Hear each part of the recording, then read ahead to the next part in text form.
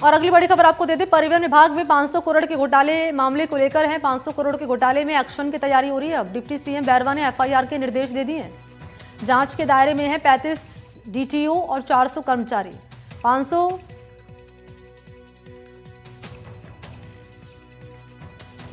500 करोड़ की वित्तीय अनियमितता का आरोप लग रहा है। 8,500 बैकलॉग वाहनों में से 2,000 का रिकॉर्ड गायब मिला है। तो देखिए 500 करोड़ का घोटाला हुआ है परिवहन विभाग में और इस मामले में अब एक्शन हो रहा है। एक्शन की तैयारी की जा रही है। अब डिप्टी सीएम ने निर्देश दे दिए हैं एफआईआर के। जांच के दायरे में है करीब 35 डीटीओ और 400 कर्मचारी। 500 करोड़ की वित्तीय अनियमितता का आरोप लगा है। 8,500 बैकलॉग वाहनों में से मिले हैं। यहां 2,000 का रिकॉर्ड गायब मिला है।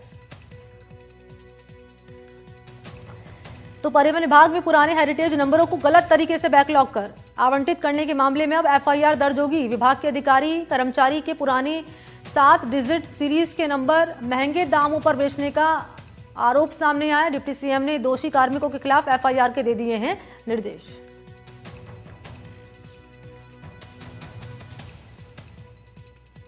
ये शिकायतें जरूर आई थी मेरे पास और उसके बाद हमने सभी जगह ये पता लगाया और कमेटी बना के जांच भी करवाई और उसके बाद में कुछ इस तरह की गड़बड़ियां हमारे को देखने को मिली है, तो उसकी हम जांच करवाई और जांच के बाद में हमने वहां एफआईआर दर्ज करने के लिए जिन जो जो भी कर्मचारी इसमें इन्वॉल्व है उनके एफआईआर दर्ज हो और एफआईआर दर्ज होने के बाद में उसकी तथ्यात्मक जांच हो और वो जहां भी जिस भी आरटीओ ऑफिस में है वहीं उसकी संबंधित थाने में उसकी एफआईआर दर्ज करा के और उसको उसकी जांच करवाएं।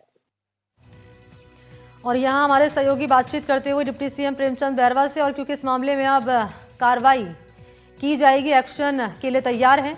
और इन सबके बीच में चलते हैं सहयोगी दीपक के पास, इस वक्त हमारे साथ जुड़ चुके हैं।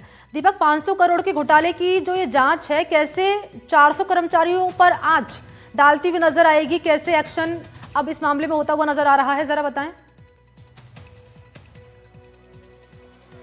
और बिल्कुल देखिए, इस पूरे साल का सबसे महा घोटाला भी माना जा सकता है कि सरकारी विभाग में जिस तरह से परिवहन विभाग पर लगातार सवाल खड़े होते रहे हैं।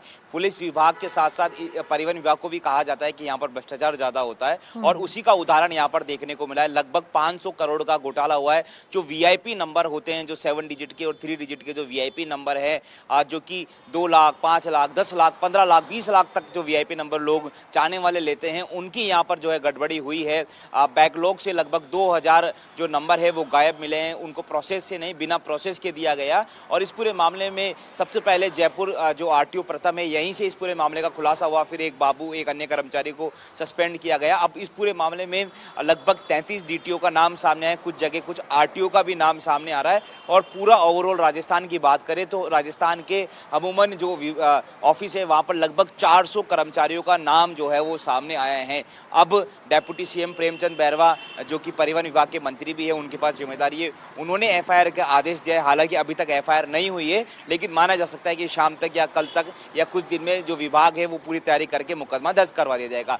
जैसे ही मुकदमा दर्ज होगा तो उसके बाद परत दर परत जब जांच होगी पुलिस की या फिर जो एसआईटी टीम है वो करेगी तो पूरे मामले का खुलासा हो पाएगा। लेकिन प्रथम दृष्टया जब विभाग ने अपना ओर से इन्वेस्टिगेट करा तो उसमें ये पाया गया है कि इस तरह से लगातार वीआईपी नंबर चोरी छुपे दिया जा रहा था, उसमें पैसे जो है वो खाए जा रहे थे और ऐसे करते करते सालों में लगभग 500 करोड़ का घोटाला हो चुका है।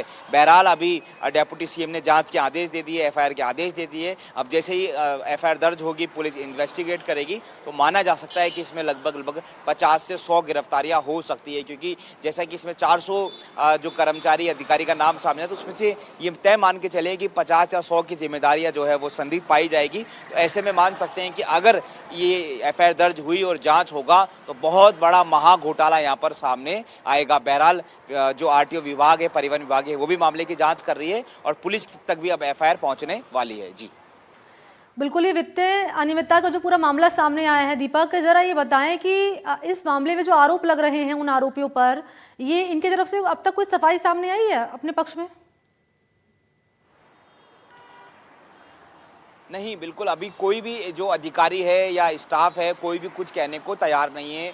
कुछ अधिकारियों से मैंने बाइट लेने की, बातचीत करने की कोशिश भी की, बट किसी का कोई जवाब नहीं है। यहाँ तक कि मीडिया में अभी तक किसी का कोई वर्जन नहीं है। हाँ, इनके जो विभाग के जो मंत्री, जो डेप्यूटी सीएम प्रेमचंद बैरवा है, वो जरूर कह रहे हैं कि हमने पाया है, हमारी जांच में पाया है और एफआईआर के आदेश भी दिए हैं और भ्रष्टाचार किसी भी तरह से बर्दाश्त नहीं किया जाएगा। देखिए, पुलिस विभाग तो वैसे ही बदनाम है। असल में सबसे ज्यादा भ्रष्टाचार अगर कहीं पे पाया जाता है तो वो परिवहन विभाग में पाया जाता है। और यहाँ पर डीटीओ का नाम सामने आया, कुछ जगह आरटीओ जो कि आईएएस की पोस्ट होती है उसका भी नाम सामने आ रहा है, क्योंकि बिना उच्च अधिकारियों के इस तरह से एक बड़ा खेल नहीं हो सकता। और खेल भी लगभग 500 करोड़ का हुआ है और सालों से, लगभग साल, 2 साल, 3 साल से खेल चल रहा था। लेकिन अभी मार्च में ही ये मामला जो है वो सामने आया, फिर मामला डेप्यूटी सीएम तक पहुंचा, फिर उसके बाद अब एफआईआर के आदेश दे दिए हैं। अभी फिलहाल विभाग जो है वो किन किन धाराओं में मुकदमा दर्ज कराएगा, क्या क्या उनके पास सबूत है, वो सारा एकत्रित करने का काम कर रहे हैं। जैसे ही वो प्रक्रिया पूरी हो जाएगी तो पुलिस, संबंधित पुलिस को और जिला पुलिस को, क्योंकि ये राजसमंद का, दौसा का, जयपुर का और राजस्थान के अमूमन हर जो आरटीओ ऑफिस है उसकी ये शिकायत है, तो सब जगह या तो एक संयुक्त एफआईआर दर्ज हो सकती है, एसओजी में दर्ज किया सकती है, या फिर एक संयुक्त जगह एफआईआर हो सकती है, या फिर हर जिलों के अंदर एफआईआर हो सकती है, क्योंकि इसमें आरोपी जो है अलग अलग विभाग के हैं। इसके अलावा एसीबी, एंटी करप्शन ब्यूरो भी मामले में नजरें बनाए हुए, उन तक शिकायत पहुंचती है तो वो भी मामले की जांच कर सकते हैं। तो कह सकते हो कि इस साल का महाघोटाला जो है वो, और इस महाघोटाले में कौन कौन से बड़े नाम शामिल होंगे दीपक, इसमें कौन कौन से खुलासे होंगे, इस पर नजर हमारी बनी रहेगी। फिलहाल के लिए शुक्रिया आपका दीपक चावला, तमाम अपडेट साझा करने के लिए। और अगली बड़ी खबर